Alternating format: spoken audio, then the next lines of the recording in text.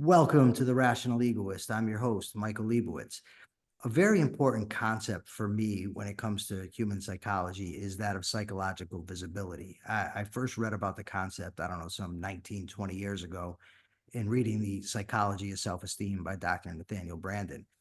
The concept had extreme importance to me because in the development of my relationship with my now deceased girlfriend, early on, each of us commented how the other, it made them feel very visible. So when I read an article that was about the importance of feeling known when it comes to relationships, I was very excited to reach out to the article's author, and she was nice enough to come on with us here. She's an associate professor in the Management of Organizations group at Berkeley Haas.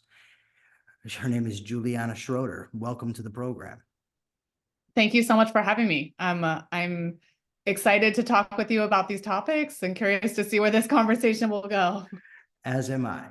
Well, I guess the first thing that's important is, what does it mean for a person to feel like they're known? Yeah, it's a great question. I mean, we measured it on like this pretty simple 6-item scale that we actually created because we didn't think that there were great scales already existing in the literature for this. And we focused on feeling known as it relates to mind reading. Like, do you understand what's going on in my mind? Can you anticipate my preferences? Do you have a sense of what my beliefs are, what my desires are, sort of what's going on kind of in my mind? And so we just simply measured it on this like 6-item scale that had high reliability. But I think, yeah, there's kind of this deeper question of what is it that really can make a person feel known? We have these manipulations that we examine in our research that are kind of simplistic, like simple things that we thought would really kind of move the dial in a big way. Because oftentimes when we're trying to manipulate a person's experience of feeling known, we're looking for like a big effect.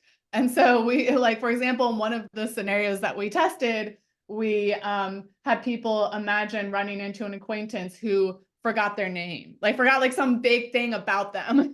So, I mean, that's huge. Or it's like, okay, do you even know me at all if you don't remember my name? We also had another one where they forgot a detail about their childhood.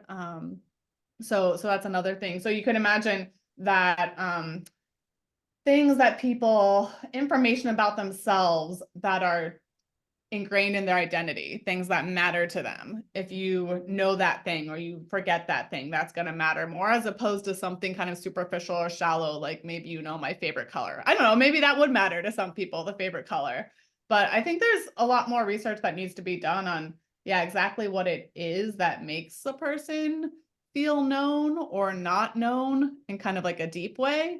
I mean, one thing that we did uncover in this research, sorry to just kind of go down a rabbit hole here, but one thing we did uncover is that there's this, it's been called the illusion of asymmetric transparency, which is like a fancy term for people in general feel like they know others better than others know them.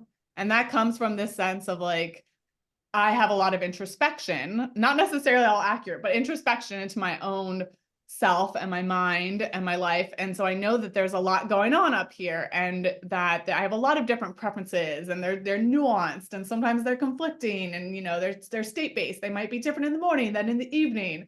And so if you know one thing about me, I'm like, that's just a drop in the bucket. Like that's nothing, right? Like that's just me in the morning. That's not even me on all days. Like that's just like a tiny thing. And so I don't necessarily feel that known. But I think, you know, if you think about the inverse, like if I know one thing about you, Michael, then, you know, I know your backstory a little bit, right? And you were just telling me a tiny bit about it. Like now I feel like, oh, I kind of know you, I get you. And so there's that like interesting asymmetry.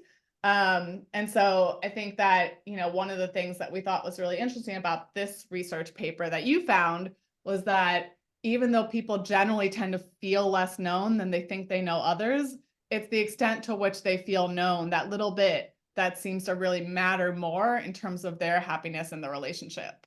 So it might be kind of like hard to get there. Like it's hard to make a person feel known because again, I know so much about myself and I'm a unique butterfly and all that. But I mean, if you can uncover that, like what this research suggests, if you take it seriously, is that uncovering that gives you some window into like being able to form a deeper relationship with someone. Like that is very predictive of the person's satisfaction in the relationship. See, when Melissa first wrote to me, that was my girlfriend's name. Yeah. I was in prison. I had known her since she was 17 years old. I knew her family, but I didn't know her Oh, well. oh, that's so And interesting. she wrote to me because I did something nice for her. I stood up for her one time before I had gone to prison. And so when I got her letter, she and I began communicating. And the feeling of being known at a deep level happened so fast. It defied everything I thought about what love was, what it was supposed to be, how it was supposed to develop. And she didn't know concretes about me. That took time for me to tell her this happened to me, this happened to me, that was in my past. And likewise, there's still plenty that I don't know about her life. But she understood, for instance, that I valued hard work and that I had struggled with abandonment issues in the past, and that I placed a premium on honesty and being genuine in my communication and not hiding from people. And I knew the same about her. And she mentioned to me one day, "You really make me feel visible." And she had never read, like I mentioned before, Dr. Brandon, where that's where played a big part in my thinking about love and visibility. So it was an amazing experience.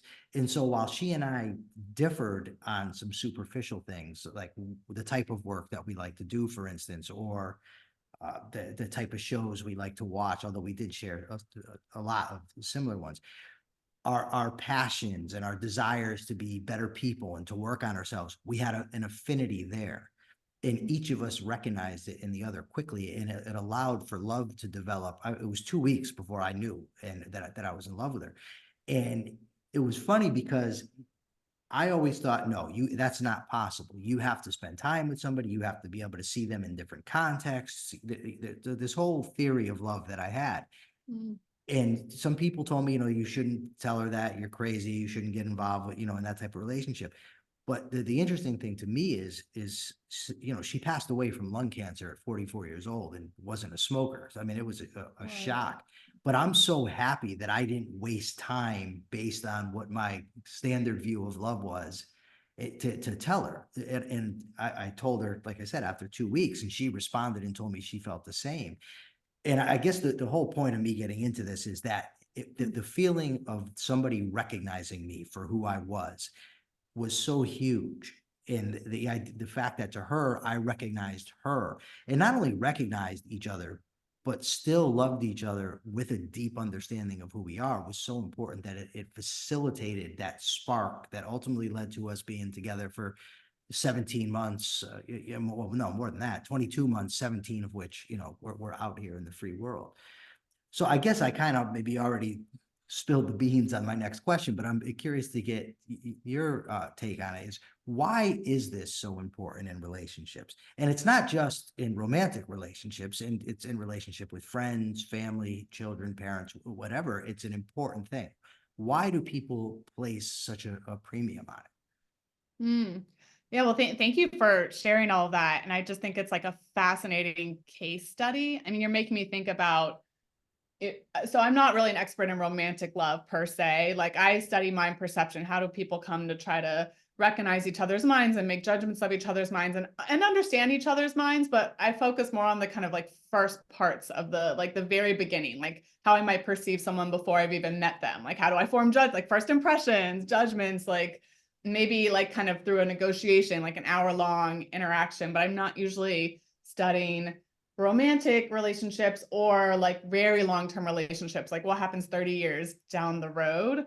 But I do think this phenomenon of like quickly falling for someone is very interesting, and like the different ways in which that can happen. And when you said that you knew all this stuff about your partner, like you knew their family, and but you didn't really feel like you really knew them. And then you started exchanging letters, and then within 2 weeks, like suddenly you felt like very known. Like you knew them and they knew you. And there was so something was like revealed in that. And you talked like a little bit about a couple of things like your childhood or like issues of abandonment.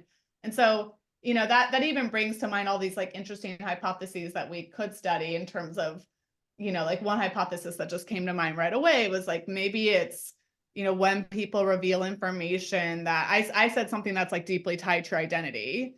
but also maybe information that you don't tell anyone else. Like I tell you something that is sort of a secret, like that I think of as important to me, but people don't generally know. Now you know that about me, and so I feel like really known because I've chosen to share that. So there's almost like something reciprocal that might be interesting going on there. Um, yeah, so I love that. And I feel like we could almost dive into that more, but that doesn't get to your question. If you want your big questions. Your big question was why do we think it's happening? Why does feeling known affect relationship satisfaction? So for that, I think in the paper we theorize, and I don't think it's the only reason, but I think it's one of the big reasons, is that it's something about support. So when you think about what is the function of a relationship, it's, to emotionally and physically, I guess, support the other person throughout their lives. And not just romantic relationships, like all relationships, right? The support might take on different functions, right? In a work relationship, it might look different from a romantic relationship, of course. And so when you think about like this trade-off between me supporting you and you supporting me, when we ask people explicitly, like, what do you care about in your relationships? People say they care about both things. Like, of course, I want to support the other person, but I also want them to support me. But the fact that that feeling known is more predictive of relationship satisfaction than feeling like you know the other person. To us, that sort of signals that perhaps the feeling of being supported, that getting support is in general somewhat more important than giving support in relate, or at least it's more correlated with your relationship satisfaction. So even though people generally maybe like to give support as well as get support, it might be the getting that is really the thing that makes them feel good about the relationship, which kind of makes sense in a lot of relationships. And so we have some kind of preliminary evidence in one of the studies in the paper that suggests that the feeling known is kind of in pursuit of feeling supported. Like you can't support me unless you know me. And so the more that people feel known, the more they're feeling supported by their partner. And that's kind of what's really driving their relationship satisfaction. And we did one thing that's kind of interesting is that we did find one type of relationship where we don't see the same pattern of results. And that relationship is for parents' relationships with their kids. So for those relations, and that kind of fits with the theory because that's the one relationship type you might think where it's like, it's clearly not about the kid supporting the parent. The parent knows that they are there to support the kid, and that's what actually makes them happy in their relationships. And so for those relationships, we find, if anything, like the opposite pattern of results where feeling like you know your child is more associated with the parent's satisfaction about the relationship with the child than the other way around. Like they don't want to be as known by their kids. And so that kind of like almost not confirms, but it's consistent with the theory that it's something about support. So we think that's one of the things that's going on. That rings true to me because when I was with Melissa, I never felt safer in my whole life than when I was with her. Like if we were in the room together, we didn't even have to speak and often didn't. I'd be doing my thing, doing research for the podcast. She was going to culinary school, so she'd be on her computer doing her classwork and whatnot. But just her presence made me feel so safe. Like I knew implicitly that she would never betray me. She would never do anything to hurt me. And it was an amazing feeling for me.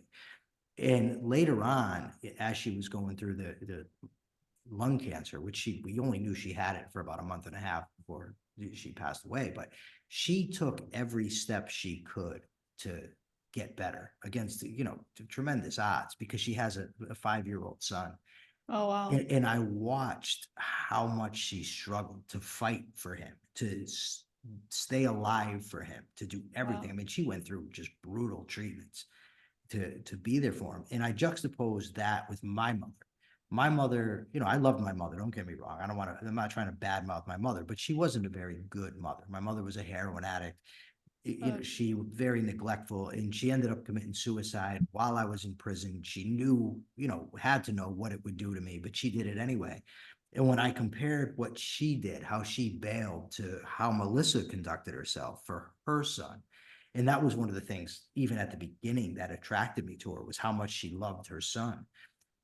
So like she was there, she wanted to support him, and she was always there to support me. So I think that idea of being known, because the fact that she knew me inside and out and was protective of me, who I really am, not some, you know, mistaken notion of what I am based on reading a newspaper article about me. She knew me. That was an incredible feeling. And it's something I'll be grateful for the rest of my life, despite the pain of dealing with the loss. So I really just, I want to just drive it home how I think that you're onto something with the support thing. And it is, I believe, very important. Now, one of the, Yeah, talk about like the ultimate level of support that you're like giving your whole self, your whole life to yes, the other person. Yeah. And that yes, maybe is kind of the thing that people kind of dream about in their yeah. relationships, just to, but it's also, I mean, I know you have a question that No, you're it's ready okay. Go to ahead. answer, No, I but do am, you but mind it's if I just okay. spit on this? No, Yeah. go ahead.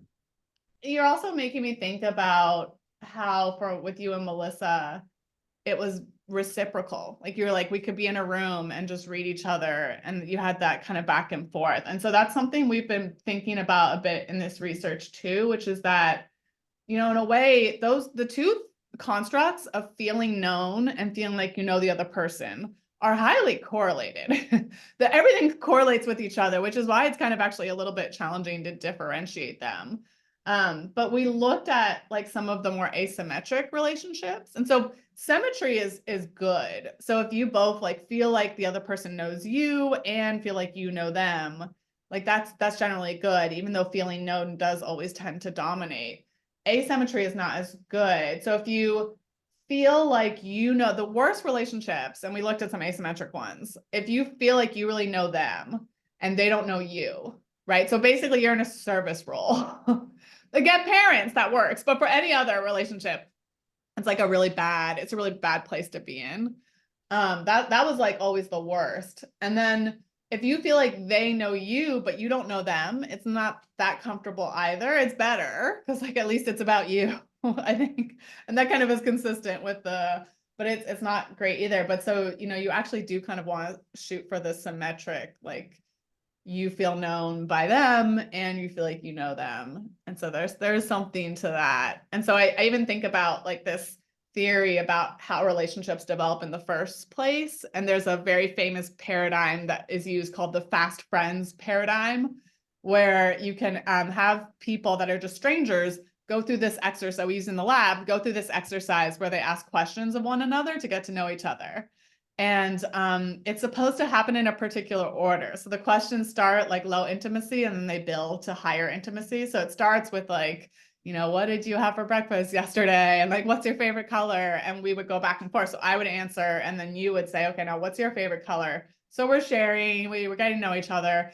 But then like within 30 minutes, they get to the high intimacy question. So it's like, do you believe in God? If not, why or why not? And when was the last time you cried in public? And it was like these really, really intimate questions.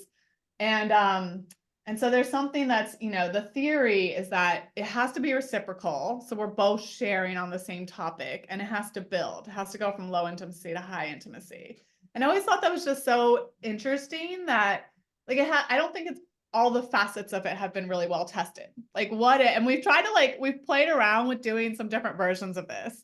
Like what if it's not as reciprocal? Like I'm answering more than you are. Like I'm telling you more about me than which happens sometimes. And as our relationships develop, like you're learning more about me than I'm learning about you, or the opposite.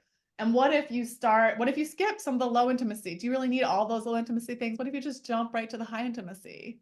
Which is like, there's some research now on like moving right to deep talk and passing over the small talk. And like, one of the things that's interesting is that what we found so far is that people have these pretty strong predictions that like, yeah, you have to start with the small talk and move to the deep talk and it has to be perfectly symmetric. And I don't know. I mean, I think those things can help develop the relationship, but I don't know that they are as critical as people expect them to be. Like, especially with the deep talk, there's a paper that's already out now that finds that basically people expect that if they're going to have to deep talk with someone they don't know well, like tell them about, their beliefs in God, it's going to go really badly. They think it'll be really awkward and really uncomfortable. And they're like, I don't want to do it. And then if you just force them to do it, it actually goes like way better than they expect. So there is like this kind of unexpected kind of value of just like diving right in. And so, yeah, I'm not like, I still think the fast friends paradigm is probably the optimal, like scientifically optimal way to form a relationship, like a good, symmetric, close relationship. But I think that there's like a lot people misunderstand in terms of the way that relationship forms that should still be studied. That seems so contrived to me. Like Mm, well, it it is, yeah. surprises me that it would work in a situation where the people know that's what they're doing. It reminds me of an episode of Big Bang Theory where Sheldon and Penny, I think they did that exercise, and it ended with them staring into each other's eyes for a minute, and it did work. They actually got closer, but even then, I was thinking that just seems so fake. Like it doesn't mean it won't work. It intuitively, I sense that it wouldn't work. I do understand, I think, why asymmetry won't work. It's the similar thing where if you have a relationship where one person does everything for the other, and that person does nothing in return, you end up with resentments. So I can Yeah, I imagine think that. extreme asymmetry, right? You would have resentment, and Yeah. like that's some of the things that we looked at. But I think these more subtle forms of asymmetry happen all the time in our relationships, and I'm kind of curious how those would play out. Like I'm, especially given that we find that feeling known seems more predictive of relationship satisfaction. my guess is if there's an asymmetry, and it's just a guess, I'm not a scientist, is that there would be compensation in other areas if the relationship Mm. is to work. Now, there's plenty of relationships that end up not working, but you may have a situation where, I mean, men and women are different. So if we're talking about your heterosexual relationships, men are generally stronger, women are generally more empathic. So my guess would be in those types of relationship, the woman may be more of a caregiver, the guy may do more stuff around the house, but they're making up for areas where they lack.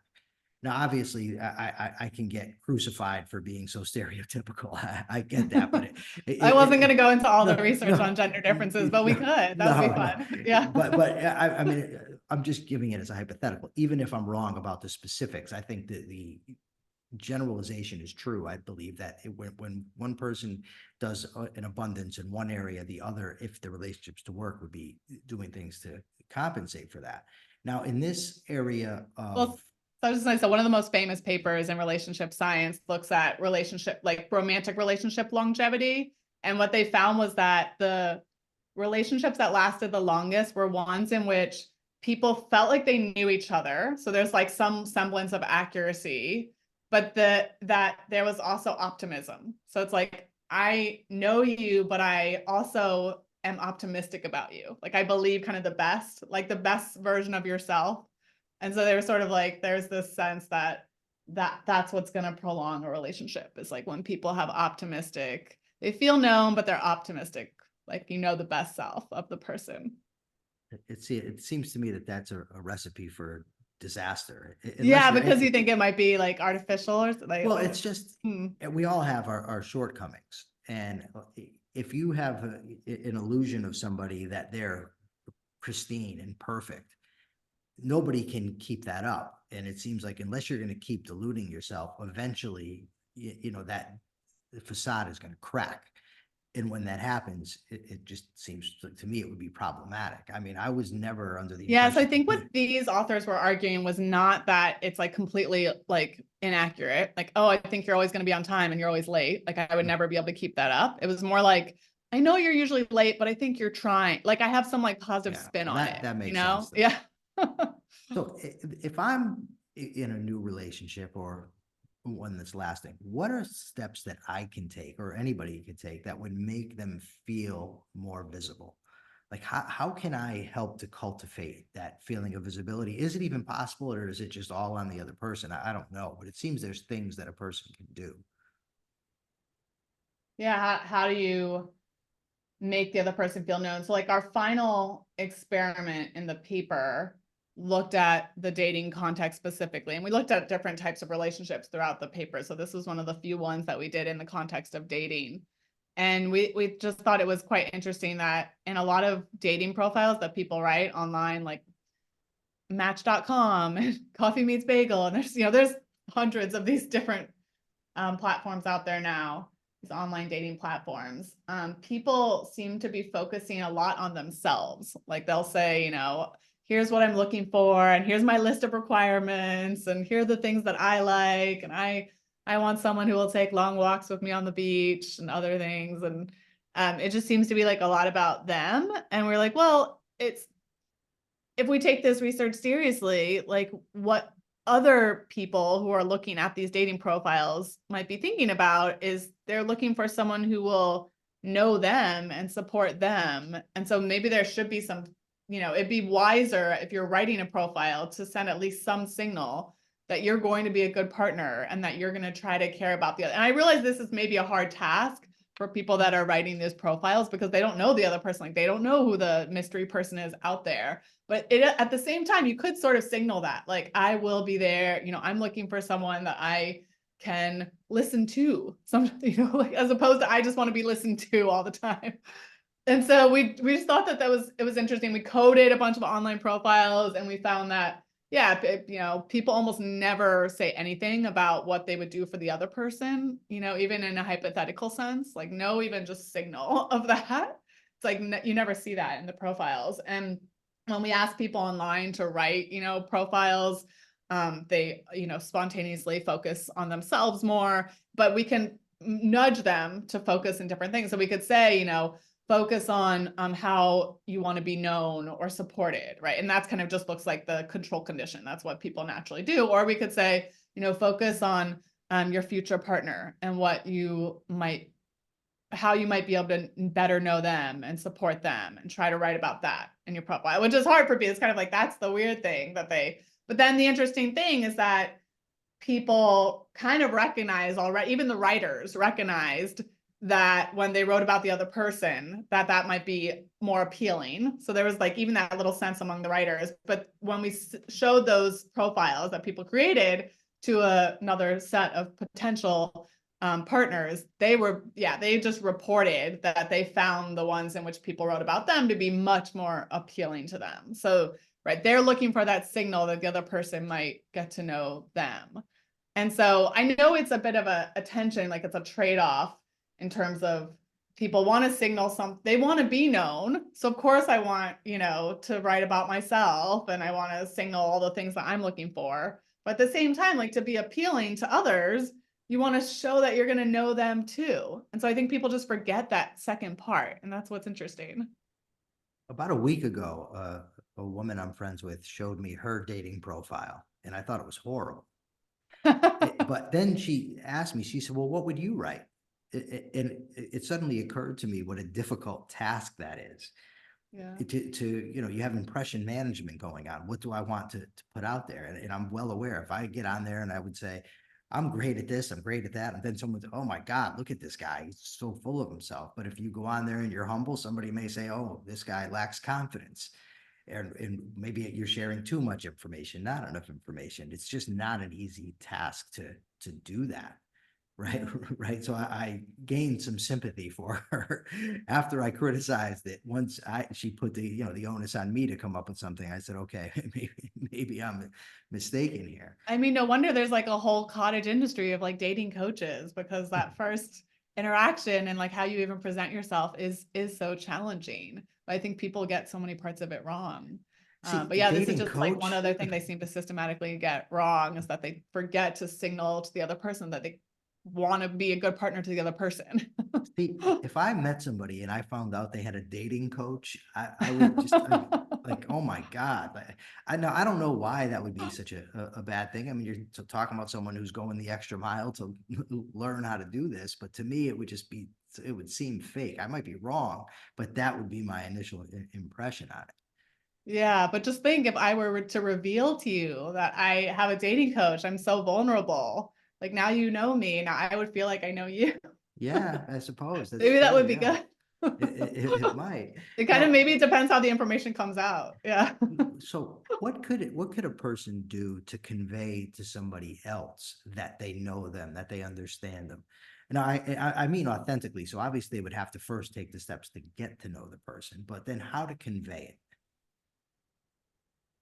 I mean, it's a good question. And we didn't really test it in this research. So I mean, I could speculate like on some ideas that Speculate. but just so you know, like I don't have a real empirical basis It's okay.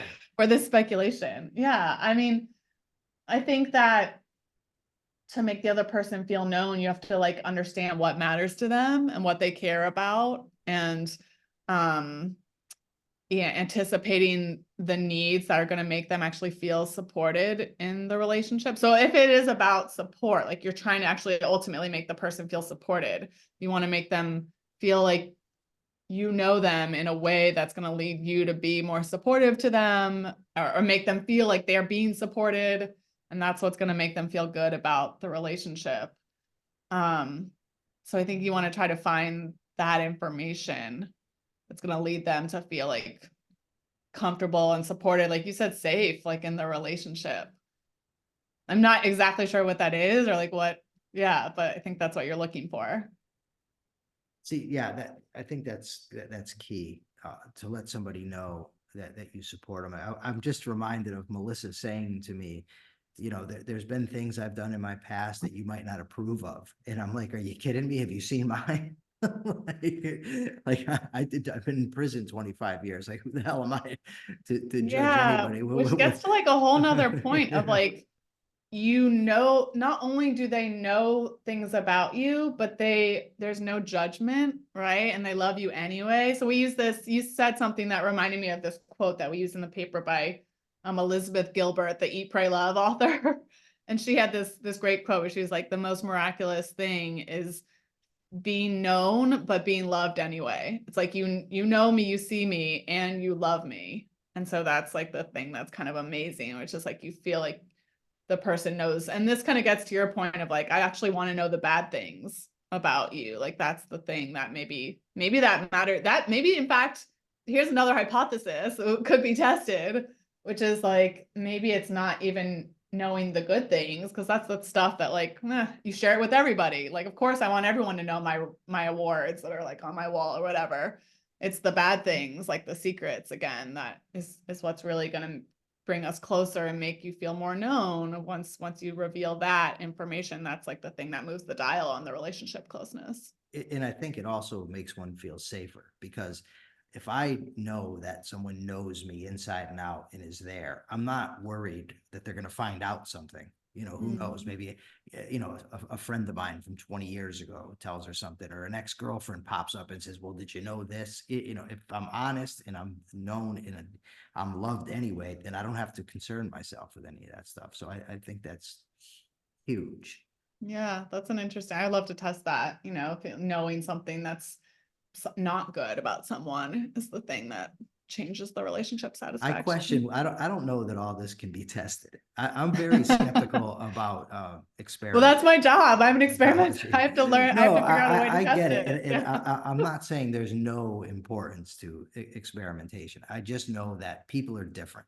So whereas if I, heat water to 212 degrees, it's going to boil every time. But different people react different to different scenarios. The same person might react differently to the same scenario at different times.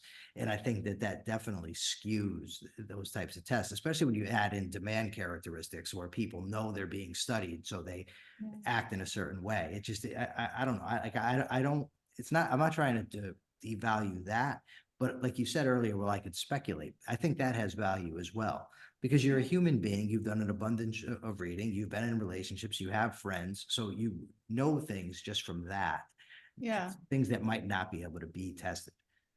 But let me just pitch you an idea and see if I can. So imagine we brought a bunch of college students into a laboratory. Yeah. And they don't know each other yet. Or maybe we have them get to know each other a little bit, like just, have a 10-minute intro conversation.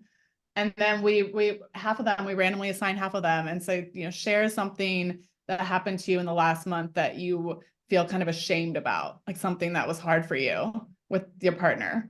Versus the other half, we say, share something that you feel really proud of. That was really good, and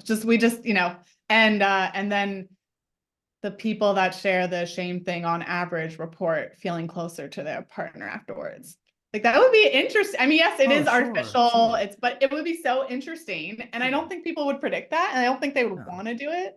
And like, I still have the intuition that like, maybe that would be a better way to get close. But what would be the conclusion if you did that? what conclusion could you draw? Because to me, the conclusion you could draw is that there's a tendency among college students, when you assign them to groups, this is the answer you're going to get. This is going to be the effect. I don't Yeah. know how much that tells you about a given individual that's Yeah. out there in the world, that's dating or making friends or with anything. I mean, you could maybe say, listen, we know that there's this tendency, and that I'm not saying that doesn't have value. I'm just saying there's Yeah. another piece to it as well, Right. or Yeah. probably And I think multiple pieces. that's a really deep question and point, actually, Michael. What conclusions can you draw from a single data point, like a single experiment, especially one where it's the question of generalizability and external validity. It's like, okay, so now you have this one effect with college student. Let's say I had a good sample, like 500 college students or something.